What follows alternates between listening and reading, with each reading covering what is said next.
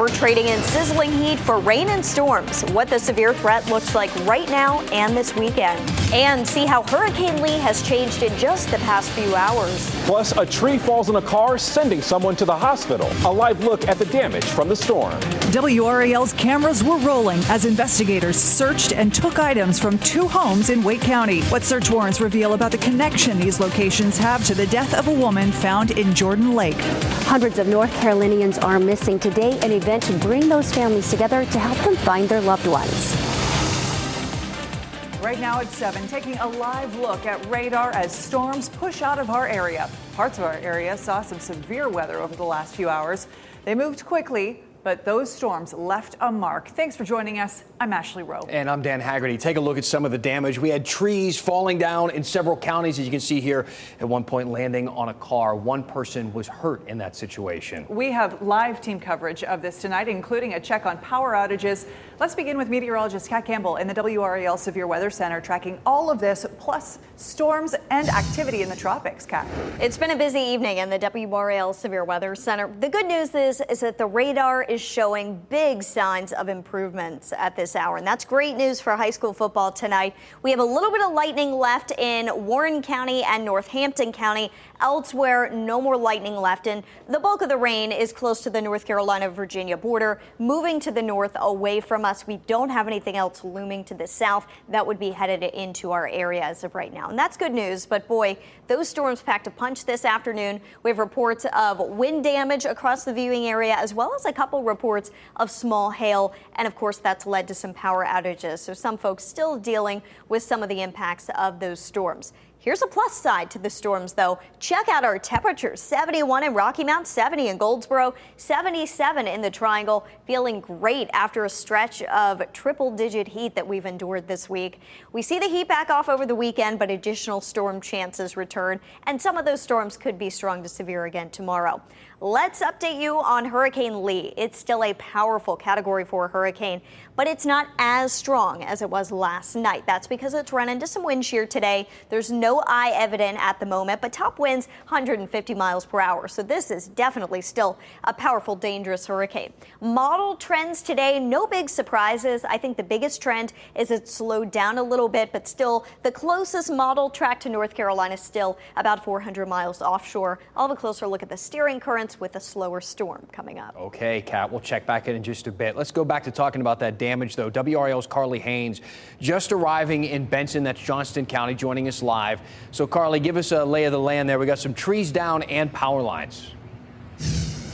Yeah, it's a mess out here, Dan. We just spoke to the fire chief here in Benson. He said this storm dissipated as quickly as it formed, but there is still a lot of storm damage left behind. And the big story here is going to be those downed power lines. They're down all over the place. Crews have even called in contractors to get things back online. They'll be working throughout this evening, but they said they've discovered at least 10 poles down around town. There are also a lot of heavy trees down as well. That's another big reason for these road closures, which we've been seeing as we've been driving around. I also want to call your attention to this spot on the side of the road right here. That's where a tree covered up in power lines fell onto a car. There was at least one passenger in that car at the time. We don't know the status of their injuries, but we do know they were transported to Wake Med Trauma. Here in Benson, the storm damage was in a pretty small area. It's along Main Street, but it's a busy road. Fire chief said it's just about 4 blocks total that got the bulk of this storm. But the fire chief is telling people to avoid the area. As you can see, there are crews there working right now. There will be some road closures, so don't come by. But I know Chris Lovingood is going to be in the live center right now. Chris, what are you seeing? Well, Carly, I'm looking at about 45 minutes northeast of you in Wilson. Just to show our viewers some of the damage here, this tree that's down clearly on a house there. Look how uprooted it is resting on that house. Let's look at some other images here. Another tree that's down. This is actually in the Wilson and the Lucama area. Some of these images, the first one that you saw there came from Kristen Medlin, and the one you're looking at now is from Margaret Barnes Howard. But it's this one right here. You see how you could kind of barely see outside because of how heavy the rain is? You can clearly see that utility pole that is knocked over there. And this is coming from Darlene Rivera, and this is at Slabtown and Morningside Road. So plenty of storm damage elsewhere. But I want to update you on those outages that we heard Kat Campbell talking about. About an hour ago, I told you we were at about maybe 5,100 outages. We're seeing improvement. 3,600 people without power right now, customers specifically. So we have been keeping in touch with Duke Energy. I talked to Jeff Brooks a little bit ago. He says it's not seeing anything too bad. Clearly, they're working on improving it as we have seen the numbers start to drop. All right, crews working quickly. Chris, thank you so much. Keep the WRAL Severe Weather app handy as we track storms into this weekend. It is free, of course, wherever you get your downloads. Today, police searched 2 Wake County homes in connection with the investigation into a woman found dead at Jordan Lake. Investigators searched this home in Apex this morning, a home where 34-year-old Hadil Hikmat lived with her husband, Omar Drabek. Hikmat's body was found in the lake last Tuesday. It was not until this week that she was identified by family across the globe and through fingerprint analysis. Another North Raleigh home belonging to Hikmat's in-laws was also searched today. You know, Hadil has a big family in Iraq. So many people love her. She was so kind. So anything reaching to justice, we are welcoming. This is an active homicide investigation. However, no arrests have been made and no suspects have been named. An Orange County parent and former president of the Northern Orange NAACP is facing child abuse charges. Latondra Strong is charged with felony child abuse after a 5-month-old in her care nearly died from alcohol. Strong was arrested Tuesday. Court documents show that on March 18th, Strong made a bottle for a 5-month-old baby that contained alcohol. She then left the baby in the care of other adults. The documents show that they did not call 911 when the baby stopped breathing. The NAACP says Strong recently resigned from her position. As a dog lover, this story really gets me. Hope County sanitation workers saved this dog left at a curb by the trash. The Hope County Animal Shelter shared these pictures of Momo. A Facebook post says guys found him while doing their regular trash pickup. They gave Momo ice water and waited with him until animal control could arrive. He spends the weekend at the shelter getting some TLC and then will be ready for adoption next week. He looks like he's doing much better. A North Carolina soldier has been identified now nearly 80 years after his plane disappeared overseas. Tonight, we're hearing from relatives who say they want to keep his legacy alive. Second Lieutenant Fred Brewer Jr.'s remains were identified last month. He was a Shaw University graduate, one that made a name for himself both during and after his time there. His cousin, Brenda Brewer, says this has been a long time coming, but she's glad the investigators were persistent. They didn't give up. As the history developed and the science developed, their mission is to keep trying. She says she's planning to hold a formal funeral service for him in the coming months. State lawmakers say they plan to vote on a budget next week, but it's still not clear whether it will include a massive expansion of legalized gambling in North Carolina. Legislative leaders want to allow up to 4 casinos and legalize video poker machines statewide, but there may not be enough support for that. Of course, we will continue following this. You can find more about this debate at the NC Capitol section of WRAL.com. Thousands of people go missing every year in our state here in North Carolina. Many of those folks are reported to local police, but there are many other free resources available for families to help them in their searches. WRAL's Shelley Jackson went to a missing persons event today in Durham and spoke to one woman who is searching for her daughter. The governor has declared today Missing Persons Awareness Day. In North Carolina, this year alone, more than 10,000 people have been reported missing. 700 of those cases are active. And take a look at this wall. There are 578 photos of missing North Carolinians here. This person missing since 1989, this woman since 1991, and this man since 2003. Every photo on this wall represents a family devastated by the disappearance of a loved one. How old would she be today? She would be turning 30 November the 4th. It's been 2 years since Tracy Barbie saw her daughter Jordan at her Concord home. She was at my house on April the 6th of 2021, which was the week of Easter. Barbie says she knew something was up when Jordan went quiet online. She would always contact me, or always at least be on social media. That was the really big moment for me. Tracy Barbie and her family drove 2 hours from Charlotte, hoping their effort would bring Jordan home. I had to walk in here and see that my child is on that board. Somebody's looking for her. She's there. She's on that board. Barbie says she did everything on her own when Jordan first disappeared. I have just felt so let down by our local police departments. We didn't know about an anonymous tip line number. We didn't have a detective's number. We didn't have nothing. We had nothing. Barbie and her family submitted DNA swabs to NamUs, the National Missing and Unidentified Persons System. Any information that they're able to put into these public databases helps resolve cases. Jordan loved to sing, and Barbie hopes she will hear her voice again. I will bring her home, whatever that may mean. It may not be exactly how I want it to happen, but I will make it happen one way or the other. Shelley Jackson, WRAL News, Durham. Oh, such a difficult situation for so many families. As Hurricane Lee churns in the Atlantic, only one Category 4 storm has ever hit North Carolina. We're looking into hurricane trends and why more powerful storms may be on the horizon. And as we head to break, we leave you with this gorgeous shot of a rainbow over Jordan Lake after the storms clear tonight. You see that boat just motoring on through. We'll have your full forecast for the weekend coming up.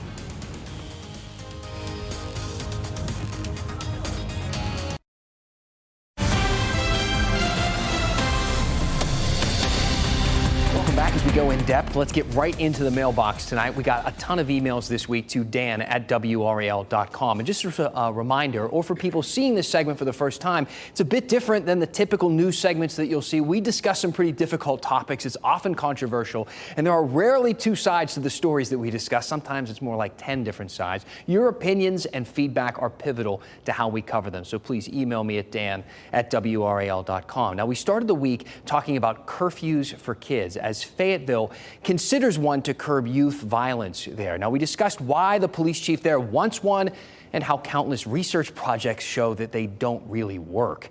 Carolyn said, Dan, it would work better if law enforcement knew the ages of the minors in the homes and go door to door to check randomly to check to see if they are home. And if they aren't, parents need to be accountable.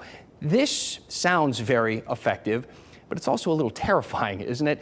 One of the most difficult balancing acts that we have with policing is how to be effective without infringing on our rights. It's a component of the curfew topic that we really didn't discuss on Monday. Check out this headline from PBS. Curfews give sweeping powers to cops. They quoted the ACLU saying, by making presence on public streets anywhere in these cities unlawful, these measures give police too much discretion over whom to arrest. So think of it this way. Technically, if Fayetteville passes its curfew as proposed right now, police could stop anyone after midnight as long as they think that person might be a teenager, which is pretty subjective, don't you think? Especially at night looking into a car, or anyone that looks like a kid skipping school during the day. Meaning if you're a young-looking 20-year-old walking to work, they could stop and question you just because of your baby face. Obviously, those are extreme examples, but possible and something that shouldn't be ignored when discussing the powers that we give to police. We also talked about our aging politicians this week and how we should account for age in leadership after recent polls show that Americans are a little leery of re-electing a president at age 82. We discussed the newest research into how our brains age, some of the misconceptions that people have. You can find those stories on WRAL.com. Just search Dan Haggerty. They'll come up. Now, as you can imagine, this is a bit of a touchy subject, and a viewer named Rebecca took issue with a part of my reporting that, according to overwhelming research and consensus, cognitive decline to some degree is inevitable as we age, especially into your 80s and beyond. She said, we need to address cognitive ability as a standalone issue, period. We also need to address ageism, as she hoped I would make people aware that October 7th is Ageism Awareness Day, and I think that's a pretty good idea. You can find lots of information from the American Society on Aging. Their website has some great resources. This is a very complicated and nuanced topic and discussion, and as always, I recommend that you have a well-balanced opinion, so thank you to Rebecca for that email. Lastly tonight, I want to get your opinion on something I'm considering for next week. Mac Brown versus the NCAA after he unleashed on the governing body that rules over college football. He chastised the leadership after they denied the transfer of one of his players, accusing them of ignoring the needs of the students and their mental health. First, got to say I find it a little interesting that he's accusing of the NCAA of putting business first while also profiting heavily from it, being paid $5 million a year to coach a public university. But his words are ringing true for a lot of folks. And while that story is getting front page headlines all over the place, I actually think there's another story that's just as significant, but for some reason was met with more cutesy news coverage. Even People magazine had some fun with the clickbait, saying Duke's quarterback got denied a homework extension after they upset Clemson. Oh boy, those Duke professors, they don't mess around, do they? But is that the real story? Or how about this one instead? The conference scheduled a Monday night game that started at 8 p.m. and lasted late into the night, followed by media interviews even later into the night during the school year, with class the next day. And then we're made to believe it was the quarterback who wasn't prioritizing school. How about Clemson? They still had to travel home afterward. Do you remember when college football was only on Saturdays because, those kids are in school? Not anymore. Not this game. It's got to be the lone Monday night feature with the big TV audience and the massive sales dollars, and who can blame them? Isn't that why ESPN paid the ACC $3.6 billion for the rights to show these students, these kids, play football? I'm sure they're looking to make a profit. I would. Monday night's game was a perfect scenario. Fresh-faced QB, underdog win, holiday weekend, prime time, cha-ching. I've started to go down a bit of a rabbit hole on this one, if you haven't been able to tell. I spent an hour roping in the entire sports department. I ranted in their office yesterday. My apologies to them. I trap people. Let me know your thoughts on this. I really want to know. Email me, dan@WRAL.com. Lots to talk about next week and every week. So tell me what's on your mind, and we'll go in depth. Oh, people are so fired up about what happened to Tez Walker. All right, Dan. Hey, Hurricane Lee set a record as the fastest system to intensify from a tropical storm to a Category 5 hurricane in Atlantic hurricane season history. It's since downgraded to a Cat 4, but climate scientists say Lee could be a precursor of storms to come. Record hot ocean temperatures are fueling this, raising threats to Carolina's coast. Hurricane Lee is currently swirling over ocean waters, surpassing 86 degrees. Rapidly intensifying storms can be more catastrophic because they can be hard to forecast, giving less time for preparation and evacuation. The number of hurricanes in the Atlantic with sustained winds higher than 111 miles per hour has doubled since 1980. Sure is scary stuff, but what is good news is that this hurricane, this beast, is not expected to hit our coast, as you have been telling us, Kat. And the model plots continue to show that it will stay well offshore, average of about 500 miles off our coast. However, we will keep an eye on it until it makes that turn to the north, and that's when we can finally breathe a sigh of relief. Outside tonight, I just want to update you for anybody headed out to college football or looking for an update to that forecast. We've got a little rain left in Warren County, Halifax, and Northampton County. Elsewhere, things are pretty quiet on the radar for us. Big improvements. And maybe you're headed out to hopscotch tonight. Always fun out there. 9 o'clock temperature should be around 80 and only a 20% chance of a lingering shower. By that time tomorrow night, 77, a little cooler, and about a 30% chance of a lingering storm. Hour by hour, here's the latest thoughts on storm chances tomorrow. Through 11 a.m., the chance is pretty low. As we get toward 1, 2 o'clock, we've got about a 40% chance. So that's when those scattered storms really begin to fire up. 30% at noon, and then into the early evening, late afternoon hours, that's when we peak at 60%. It's all thanks to this cold front that's now a stationary front. It stalled out over North Carolina as expected, and we are going to see this as the zone for storms to redevelop again tomorrow and perhaps some on Sunday as well, though not as many. Let's take a look here at Hurricane Lee. No more eye visible on satellite imagery. This is why it weakened a little bit, and the word weakened, use it with caution because, This is a very powerful, very dangerous Category 4 hurricane with top winds of 150 miles per hour. So this was not significant weakening. It's just no longer a Category 5, and you can't see the eye. It ran into some wind shear today, still in a pretty favorable environment. So it's expected to maintain its Cat 4 intensity. It could waver a bit in the coming days, but at the end of our forecast cone, you can kind of start to see that little jog to the north here for the 2 p.m. Wednesday timestamp. Still a major hurricane at that time, possibly with top winds at 125. That would mean it's a Cat 3 hurricane. That's one to watch. The steering currents still show the trough coming in, pushing it out to sea and away from North Carolina. But Atlantic Canada should pay close attention to this storm, so we'll be watching it closely for you. Storm chances over the weekend, drier early next week in that trough.